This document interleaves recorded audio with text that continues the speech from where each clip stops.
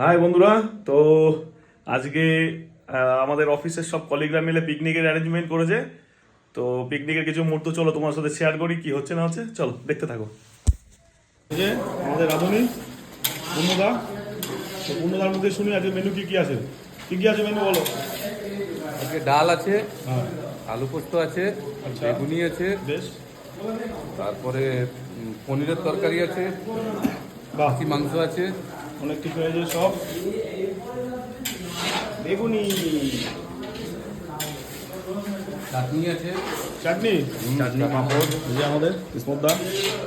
আর ইয়ে আছে, পোস্ত আছে, পনির আছে। গরমা গরম বেগুনি, এই কিসমতদা স্পেশাল নাকি?